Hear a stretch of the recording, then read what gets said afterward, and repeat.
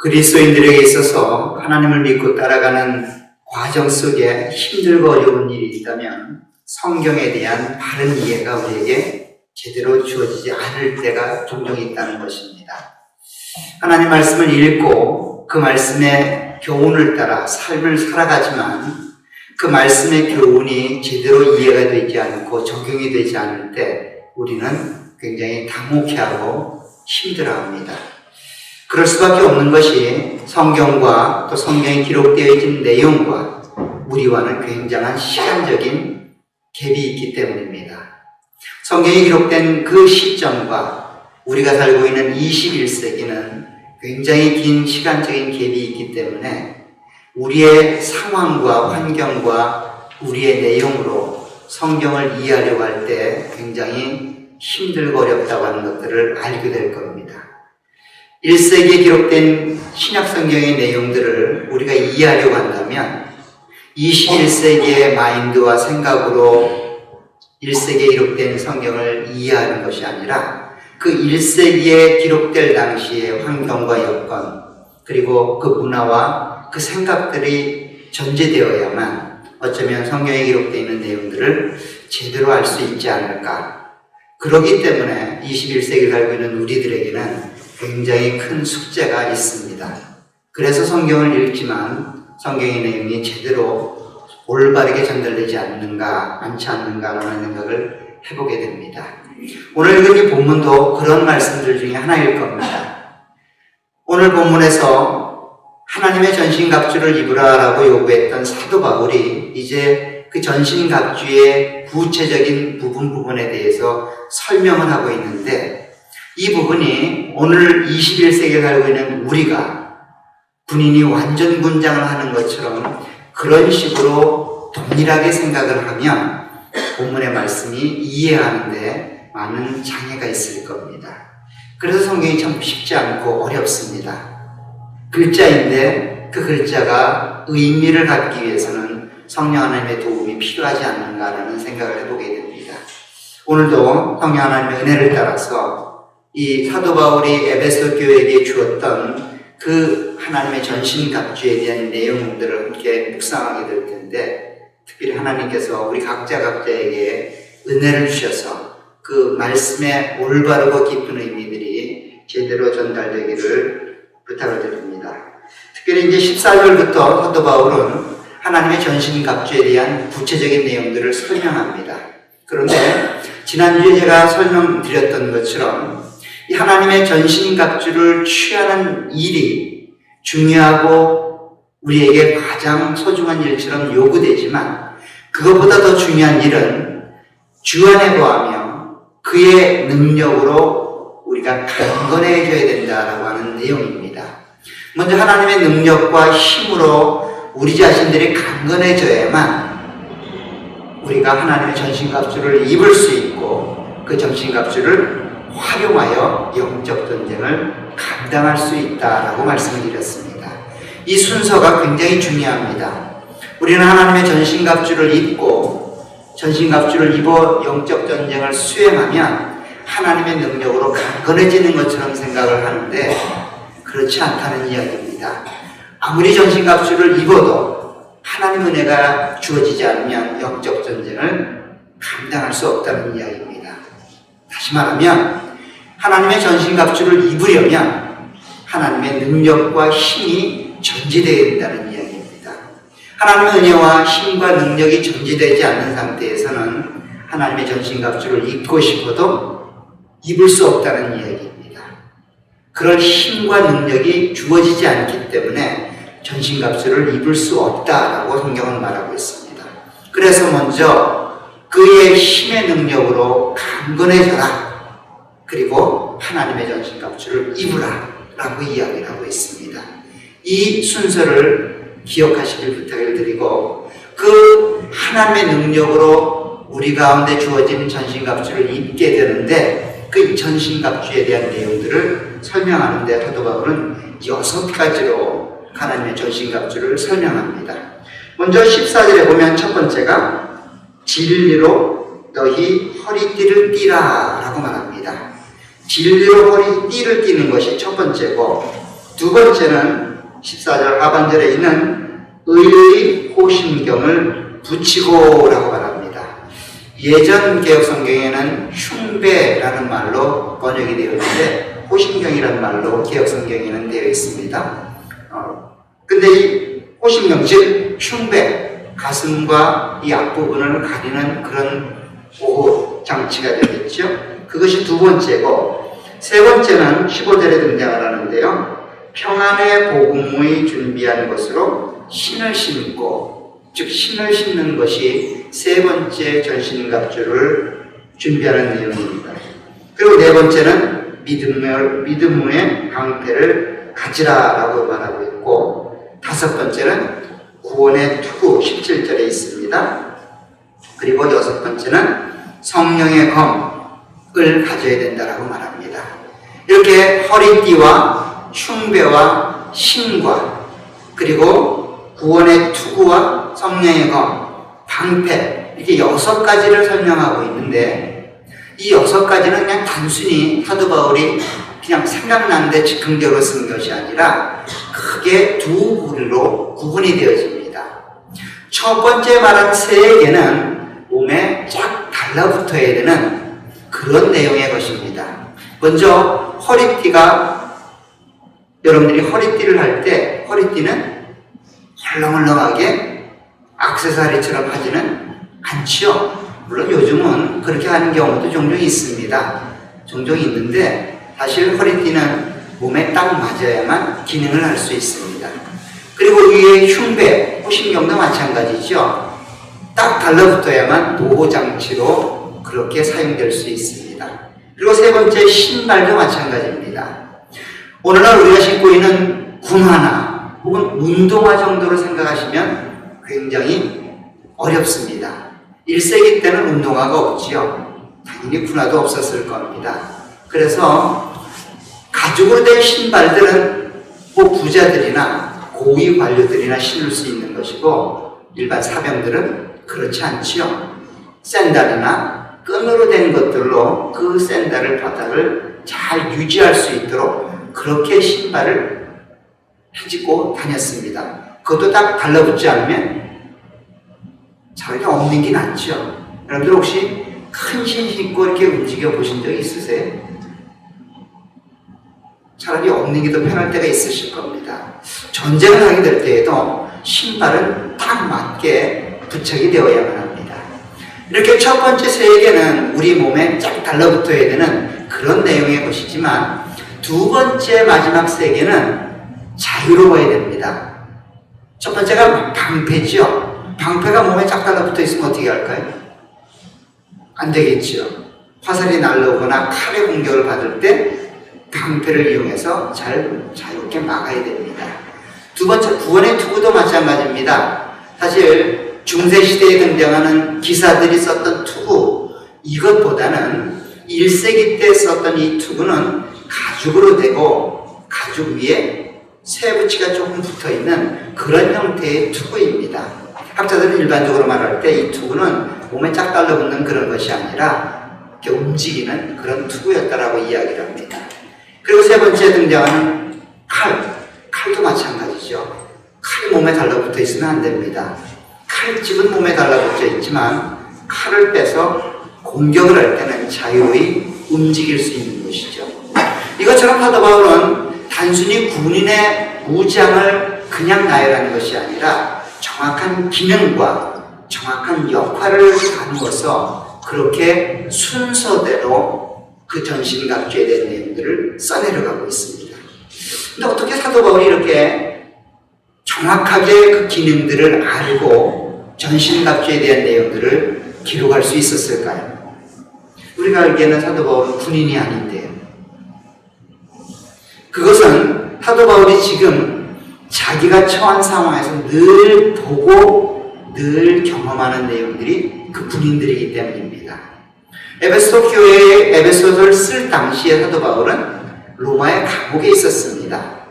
빌립보서나 골로새서와 함께 옥중서신으로 분류되는 에베소는 그 차디찬 감옥에서 마지막 죽음을 얼마 앞두지 않고 그렇게 기록을 하고 있었던 것이고, 눈만 뜨면 자기를 지키고 자기를 이렇게 관찰하는 로마 병정들이 늘 눈에 띄는 것이죠.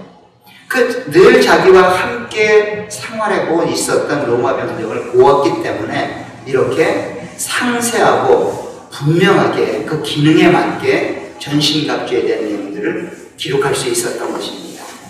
그래서 그 전신갑주에 대한 기능들을 정확히 알고 또 그것에 맞게 하나님의 영적인 전쟁을 감당할 그리스도인들에게 무장이 어떻게 되어야 되는지를 이렇게 비유 삼아서 써내려가고 있는 것입니다. 그래서 그 첫 번째 기능인 그 내용인 허리띠에 대한 내용들을 함께 나누도록 할 텐데요. 오늘 14절에 보면 첫 번째로 이렇게 말합니다. 그런즉 서서 진리로 너희 허리띠를 띠라 라고 말합니다. 여기서 서서라는 말은 이 14절부터 17절까지 모든 내용에 연결된 내용입니다. 이제 서서 하나씩 준비를 하게 되는데 그 준비하는 과정을 서서 감당하라는 겁니다. 즉 준비하는 과정 속에서 그러한 내용들이 하나씩 구비가 되어야 된다는 이야기입니다. 그래서 제일 첫 번째 감당해야 될 것이 진리로 너희 허리띠를 띠라 라는 말로 사용되고 있습니다. 여기서 말하는 이 허리띠가 조금 전에 말씀드렸던 것처럼 오늘날 우리가 액세서리 정도로 생각하는 그런 허리띠와는 전혀 기능이 다릅니다. 이 당시 허리띠는 이 허리띠가 없으면 정말로 어떤 일을 감당하기 쉽지 않은 그런 내용입니다. 요즘은 위에 또리와 아래 또리가 구분되어 있고 위에 옷과 바지라고 하는 게 구분되는 옷들이 많이 있지만 예전에는 그렇지 않습니다. 그런 경우도 있지만 그렇지 않은 경우가 대부분이죠. 그리고 옷들도 여러분들 혹시 예수 영화라든가 1세기의 문화에 관계된 영화를 보게 되면 드라마나 어떤 다큐멘터리를 보게 되면 옷들이 주로 어때요? 그냥 뭐 푸대자루 같이 이렇게 돼 있죠? 그게 사실입니다. 그렇게 해서 전쟁하게 된다면 얼마나 거추장스러울까요? 굉장히 힘들겠죠? 내 발이 어디 있는지도 모르겠고 앞에 뭐가 있는지 잘 보이지 않잖아요. 그래서 어떤 일을 시행할 때 그런 사람들은 늘 허리에 띠를 띠는 일들을 먼저 하게 됩니다.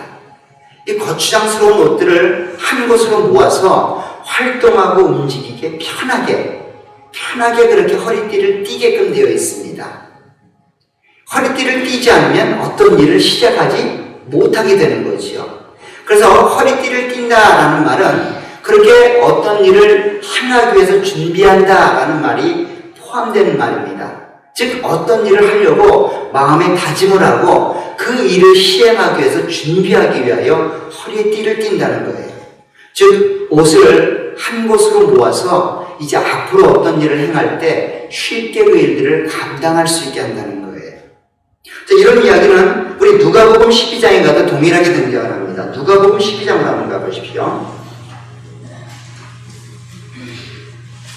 누가복음 12장 35절에도 오늘 본문과 비슷한 말을 합니다. 특별히 깨어 준비하고 있으라 라고 하는 말을 이렇게 시작을 합니다. 허리에 띠를 띠고 등불을 켜고 서 있으라. 즉 혼인잔치를 준비하는 종들의 자세를 말하는데 그 자세가 어때요? 허리에 띠를 띠고 등불을 켜고 서 있으라는 겁니다. 준비하는 자세가 허리에 띠를 띠는 자세로 설명되고 있다는 것이죠. 결국 거추장스럽게 입는 옷들을 한 곳으로 모아서 이제 앞으로 감당할 영적 전쟁에 준비하라는 겁니다. 준비하라는 거예요. 그래서 허리띠를 띠지 않는 것은 준비하지 않는 거죠. 허리띠를 푸는 것은 뭐예요? 이제 뭐 어떤 일들을 다 끝마쳤든지 혹은 어떤 일을 다시는 하지 않겠다라는 의미로 그렇게 표현이 되고 있는 겁니다. 그래서 허리띠를 띠는 것은 곧 앞으로 있어야 될 일들을 준비하는 모습으로 그렇게 나아가고 있습니다. 그런데 오늘 본문을 보면 그냥 단순히 허리에 띠를 띠라라고 말하지 않고 그것이 진리로 된 허리에 띠를 띠라라고 설명하고 있습니다. 오늘 에베소서 6장 14절에 보면 진리로 너희 허리띠를 띠라라고 말합니다. 즉 진리가 너희의 허리띠가 되어야 된다라는 말과 같습니다. 진리로 너희의 허리띠를 띠라라는 말은 그냥 눈에 보이는 옷을 한 곳으로 모아서 묶는 그런 허리띠가 아니라는 의미이지요. 조금 전에 혹은 지난 몇 시간을 통해서 말씀드렸던 것처럼 우리가 감당하는 전쟁은 눈에 보이는 어떤 대상과의 싸움이 아니기 때문에 우리의 전쟁은 영적 전쟁이라고 설명을 합니다. 즉 영적 전쟁을 준비하는 우리는 그 전쟁의 성격이 영적인 것이기 때문에 그 준비 없이 영적인 내용으로 준비를 해야 된다는 겁니다. 그 영적인 준비가 처음으로 요구되는 것이 진리로 우리의 허리띠를 띄어야 된다는 겁니다. 어떤 학자들은 이야기합니다. 이 진리가 6번째 등장하는 성령의 검, 즉 하나님의 말씀과 복합되어지는 성격이 있기 때문에 어쩌면 여기서 말하는 이 진리는 하나님의 말씀이 아닐 것이다 라고 생각을 하는 경우가 종종 있습니다. 근데 그렇지 않은 것 같아요. 왜냐하면 이 성경에서 여러 가지 내용들을 설명하고 있지만 이 진리라고 하는 것이 하나님의 말씀과 상통하다고 하는 이야기를 성경이 이야기하고 있기 때문입니다. 먼저 요한복음 8장에 가보게 되면 이 진리가 무엇인지를 예수님께서는 이렇게 설명합니다. 요한복음 8장에 가보시면 31절부터 보겠습니다. 8장 31절.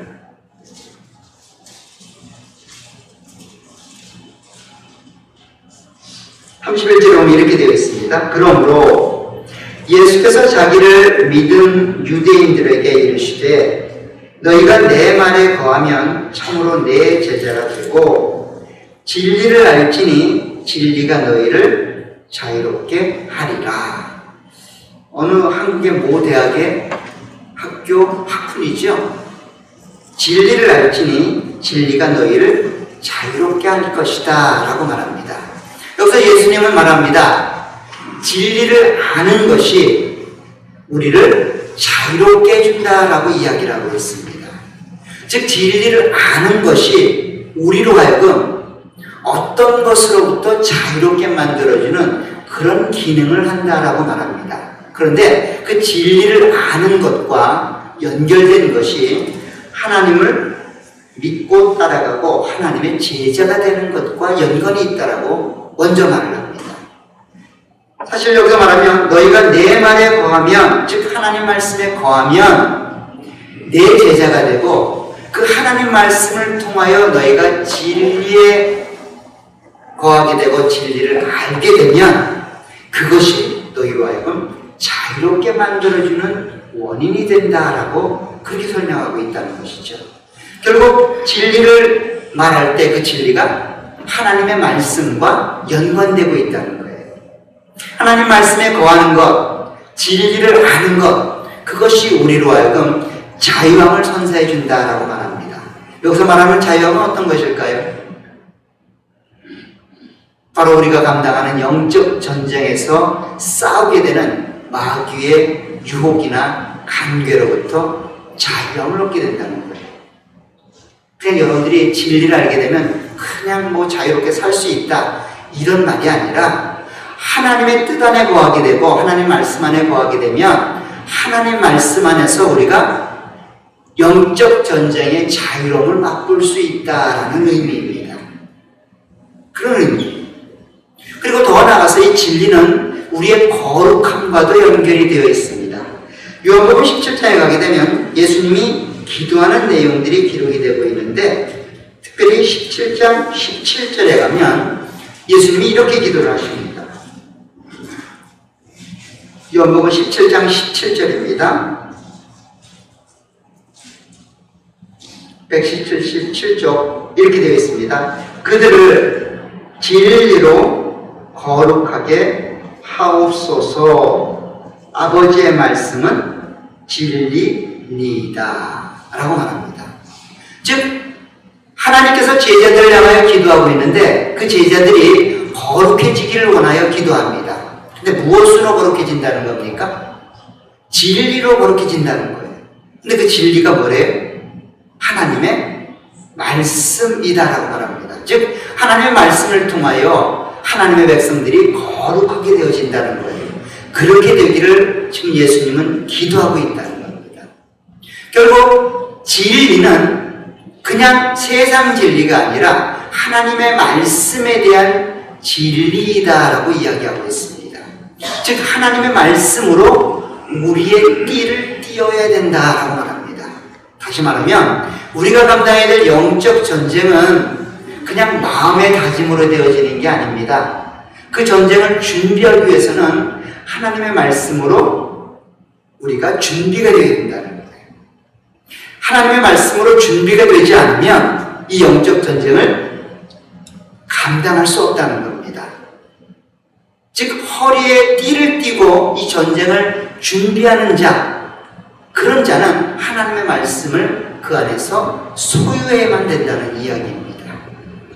그리고 더 나아가서 사도 바울은 이와 같이 준비하는, 즉 진리로 준비하는 자세를 고린도전서에 가면 다르게 설명을 합니다. 고린도서 16장에 가게 되면 사도 바울은 동일한 이야기를 조금 다르게 쓰고 있습니다. 고린도서 16장 13절을 보시기 바랍니다. 고린도서 16장 13절에 보면 사도 바울이 오늘 에베소 6장 14절과 비슷한 말을 이렇게 설명합니다. 깨어 믿음에 굳게 서서 남자답게 강건하라. 진리로 허리에 띠를 띠라라는 말과 여기 믿음으로 굳게 서라라는 말이 같은 동의어처럼 사용이 되고 있다는 거예요. 지금 진리로 허리띠를 띠라는 말, 즉 믿음으로 굳게 서라는 말과 동등한 말이기 때문에 지금 진리가 믿음과 동의어처럼 사도 바울은 쓰고 있는 겁니다. 즉 믿음으로 너희의 허리띠를 띠라는 말과도 같은 말이라는 것이죠. 결국 영적 전쟁을 감당해야 될 하나님의 백성들에게, 영적 군사로 부름받은 하나님의 성도들에게, 구원을 경험한 하나님의 사람들에게 요구되는 그 전쟁의 준비 자세는 하나님의 말씀에 대한 믿음, 하나님의 말씀에 대한 내용이 그 안에 충만하게 준비가 되어야 된다는 겁니다. 그러지 않고는 우리가 감당해야 될 영적 전쟁을 감당할 수 없다는 거예요. 그래서 그 허리에 띠를 띠라라고 말했던 그 진리는 하나님의 말씀이 되는 겁니다. 그런데 특별히 하나님의 말씀을 진리의 허리띠로 설명한 것은 이것이 객관적인 확증이 되어야 된다는 말과 같습니다. 이 진리는 주관적일 수 없다는 거예요. 여러분들은 성경을 읽고 성경 안에서 말씀을 깨닫기도 합니다. 그리고 나름대로 그런 이야기도 합니다. 오늘 하나님이 저에게 이런 말씀을 주셨습니다. 라고 그 본인만 알 수 있는 그런 이야기를 할 때가 있다는 거예요. 근데 그 본인만이 할 수 있는 그 말이 주관적인 그 내용들이 객관적인 보장을 받아야 된다는 겁니다. 그래서 진리로 허리띠를 띠라는 말이에요. 요즘 세대와는 굉장히 거리가 있는 말입니다. 요즘은 포스트 모던 시대라 해서 권위가 인정되지 않죠. 내 자신이 최우선입니다. 남들이 뭐라고 말하든 내가 싫으면 싫은 거예요. 남들이 뭐라고 말하든 내가 좋으면 좋은 겁니다. 그것에 대해서 브레이크를 걸거나 그렇지 않다라고 얘기하면 감당하기 쉽지 않죠. 내 인격이 무시당하는 것 같고 내 자아가 묵살당하는 것 같아서 참을 수가 없죠. 그게 우리들입니다. 21세기를 살고 있는 모든 사람들은 자기중심적으로 생각하고 자기중심적으로 살아갑니다. 근데 이것도 하나님을 믿는데도 그렇게 나타나요. 객관적이고 공적인 내용의 점검을 받아야 된다고 말하면 세상에 그런 게 어디 있습니까? 내 마음에 끌리는 대로 사는 거지. 근데 지금 진리로 허리띠를 띠라는 말은 주관적인 진리가 우리에게 주어져서는 이 영적 전쟁을 감당하는데 쉽지 않다는 거예요. 객관적이고 공적으로 인정된 진리로 우리가 이 영적 전쟁을 준비해야 된다는 겁니다. 이미 사도 바울이 이런 이야기를 4장에서 얘기를 했습니다. 에베소 4장으로 한번 보십시오. 에베소 4장에 가면 이미 사도 바울은 이런 얘기를 했습니다. 13절을 보세요. 에베소 4장 13절에 보면 이렇게 되어 있습니다. 우리가 다 하나님의 아들을 믿는 것과 아는 일에 뭐가 되라고요? 하나가 되랍니다. 이 말은 건 뭐예요? 공적인 고백을 통하여 진리를 가지라는 이야기예요. 나는 성경이 이렇게 보이는데요. 나는 진리를 이렇게 깨달았는데요. 라고 자기가 깨달은 진리를, 주관적인 진리를 그렇게 믿고 따라가면 안 된다는 겁니다. 우리 모두는 구원받은 백성으로서 하나님의 아들을 믿는 것과 아는 일에 하나가 되어야 된다고 이야기를 합니다. 그래서 하나가 되어 온전한 사람을 이루어 나간다라고 말합니다. 그 공적으로 고백되고 공적으로 인정된 그런 진리가 우리 안에 채워지게 될 때에 우리는 온전하게 되어지게 되고, 그래서 어디까지 자라가게 된다는 겁니까? 그리스도의 장성한 분량이 충만한 데까지 이르게 된답니다. 즉 공적으로 인정된 내용으로 하나가 되어져서 그렇게 자라가야만 온전하게 그리스도의 장성한 믿음의 분량까지 자라갈 수 있답니다. 그렇지 않으면 어떻게 될까요? 어린아이 같은 믿음이 되는 겁니다. 그래서 14절에 이렇게 말합니다. 이는 우리가 이제부터 어린아이가 되지 아니하여 사람의 속임수와 간사한 유혹에 빠져 온갖 교훈의 풍조에 밀려 요동하지 않게 하려 합니다.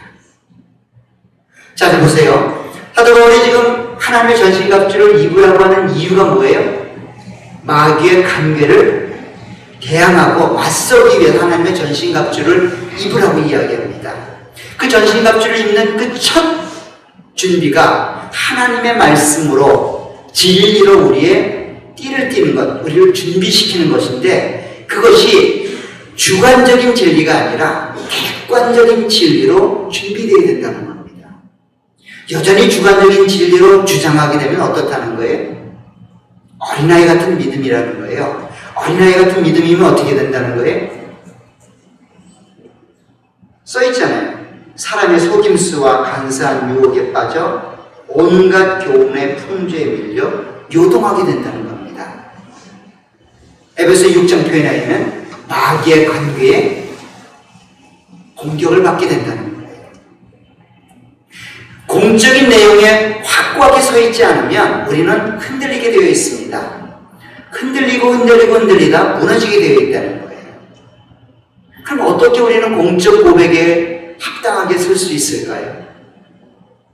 우리가 고백하는 신앙 고백의 내용에 그 내용을 분명하게 가지셔야 된다는 겁니다.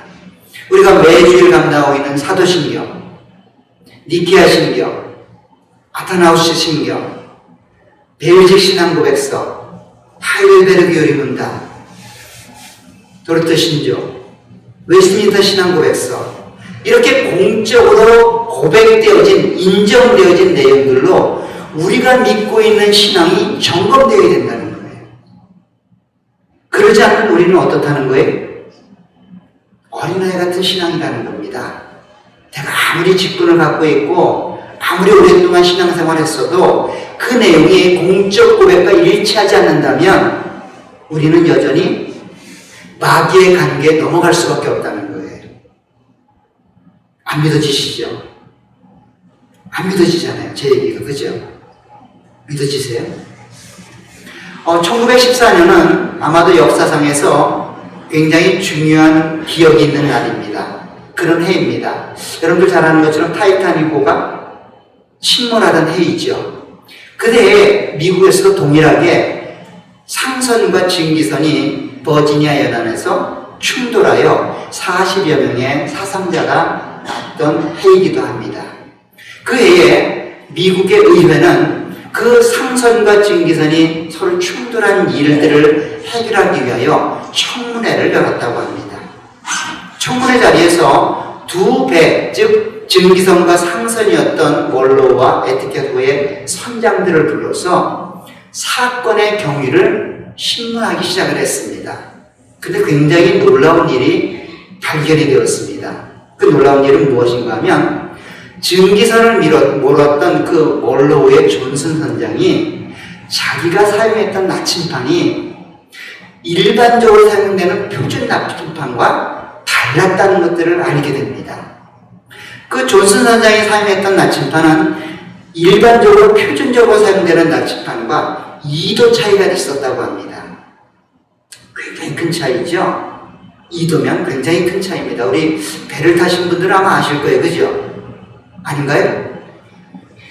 나침판이 2도가 차이가 나서 그렇게 자기가 나침판을 보고 똑바로 갔답니다. 상대방도 나침판을 보고 똑바로 온 거예요. 근데 어떻게 된 거예요? 부딪힐 수밖에 없었던 거죠. 왜 그랬을까요? 둘이 똑같은 나침판을 쓰지 않았기 때문이에요. 표준으로 썼던 나침판을 썼다면 만날 수가 없는, 부딪힐 수가 없는 그런 모습이었는데 하나는 표준적으로 쓰는 나침판을 썼고 한 사람은 그냥 일반적으로 사용되는, 그리고 자기가 선장이 돼서 한 번도 교정하지 않았기 때문에 2도가 달라져 있던 그런 나침판을 썼기 때문에 문제가 일어난 겁니다. 둘은 항변합니다. 나는 옳았다는 거예요. 나는 나침판을 보고 정확히 좌표를 찍어서 갔다는 거예요. 그런데 사고가 난 겁니다. 이렇게 억울할 때가 어디 있어요? 그죠? 누구 잘못일까요? 누구 잘못일까요? 그래서 그 청문회가 끝나고 두 선장은 서로 어깨를 기대면서 그렇게 울었다고 합니다. 자기들의 한계 밖의 일인 거죠. 자기들이 할 수 있었던 것은 성실하게 자기가 믿고 있는 그 나침판을 보고 항해한 죄밖에 없어요. 근데 그 나침판이 틀려 있기 때문에 사고는 날 수밖에 없었던 거죠. 우리가 믿고 있는 진리도 그와 같습니다. 내가 아무리 믿음을 갖고 그 믿는 신앙대로 삶을 살아도 그것이 공적으로 인정되지 않는 자기만의 진리였다면 그 진리는 하나님께 인정이 안 될 겁니다. 아무리 여러분들이 하나님을 사랑하고 아무리 하나님께 영광 돌리고 올바른 모습으로 살려고 한다 할지라도 그 내용이 공적으로 인정되지 않는 그런 내용으로 신앙생활을 하고 있다면 그것은 하나님께 인정이 되지 않는다는 겁니다. 그때 가서 뭐라고 말씀하시렵니까? 나는 열심히 믿었는데요. 그래, 그래서 뭐 너는 불법을 행한 거야? 라고 이야기를 한다는 거죠. 그것이 마태복음 산상수훈에서 마지막에 예수님이 하신 말씀이잖아요. 수많은 자들이 와서 얘기합니다. 내가 주의 이름으로 선지자 노릇도 하고 주의 이름으로 구제도 하고 주의 이름으로 교회도 짓고 주의 이름으로 봉사도 했습니다. 치유의 은사도 베풀었고 신의 은사도 베풀었고 수없이 많은 일들을 했습니다. 세상에서 제 이름 석자 모르는 사람이 없습니다. 그러니 저를 기억해 주십시오. 그때 예수님이 뭐라고 하십니까? 하나님은 내가 도무지 너를 알지 못한다. 불법을 행하는 자들아, 내게서 떠나가라. 여러분들이 믿고 있는 신앙, 여러분들이 고백하고 있는 신앙, 따라가고 있는 진리, 공적으로 인정받지 않는다면 마음 안에 불안에 떨 수밖에 없습니다. 나는 그렇게 절실히 믿고 있었는데요. 그것이 여러분들의 믿음을 혹은 여러분들의 진리를 보장해 주지 않습니다. 2도 틀린 나침판을 보고 열심히 달려가면 사고가 날 수밖에 없습니다. 날 수밖에 없어요. 우리의 신앙이 그와 같아야 됩니다. 공적으로 고백되는 내용으로 여러분들의 신앙이 점검되지 않으면 여러분들은 이상한 곳으로 갈 수밖에 없습니다. 내 마음에 끌리는 대로 신앙생활 했다가는 어디로 어떻게 갈지 모르는 상황입니다. 그래서 오늘 사도 바울은 이 영적 전쟁을 감당하기 위하여 제일 먼저 준비해야 될 것이 그 공적으로 고백되는 진리의 내용으로 우리의 삶을 점검하고 준비해야 된다는 겁니다. 그러지 않으면 우리가 누구랑 싸우고 또 내가 누구를 섬겨야 되고 내가 누구를 목적해야 되는지를 모르게 된다는 것입니다. 그와 같은 하나님을 향한 믿음, 하나님을 향한 열심, 헌신, 여러분들의 사랑들이 공적으로 고백되는 내용대로 그렇게 점검되어지고 그 내용대로 끝까지 살아가신 여러분들이 되시길 간절히 부탁을 드립니다. 그냥 내가 믿는다고 내 생각에 끌린다고 그렇게 따라가는 것이 아니라 우리가 믿는 신앙을 하나로 공적으로 고백되는 내용과 점검해서 흔들리지 않는 견고한 그리고 마귀의 유혹과 관계에 요동치지 않는 그런 굳건한 믿음으로 끝까지 주어진 구원의 길들을 완수하시기를 간절히 부탁을 드립니다. 기도하도록 하겠습니다. 하나님 아버지 주의 원총을 감사합니다. 오늘 특별히 하나님 허락하신 구원을 깊이 묵상하며 믿음으로 살아가기를 소원하는 우리들에게 진리로 허리띠를 띠고 우리에게 주어진 영적 전쟁을 감당하라고 말씀하시는 하나님의 음성을 듣게 됩니다. 하나님, 우리가 하나님 말씀을 읽고 믿음으로 살아가지만 때로는 그러한 일들이 내 개인적인 일들로 그렇게 치부되어지고 내 개인적인 감정과 마음의 상태로 그렇게 결론될 때가 있음을 고백합니다. 하나님 우리를 불쌍히 여기시어서 하나님의 진리 가운데 거하되 공적으로 인정된 진리 가운데 거할 수 있도록 은혜로 함께 해주시길 원합니다. 이 일을 위하여 교회가 한마음으로 그런 일들을 감당해 나가고 있습니다. 배우고 확실한 일에 거하는 우리 교회가 될 수 있도록 도와주시고 저희 모두가 그러한 진리 가운데 자유함을 누릴 수 있도록 은혜로 함께 해주시길 원합니다. 최선을 다해 그들을 동참케 하시고 그 일에 열심 낼 수 있도록 우리의 삶들을 주관해 주옵소서. 예수님의 이름으로 기도하옵나이다.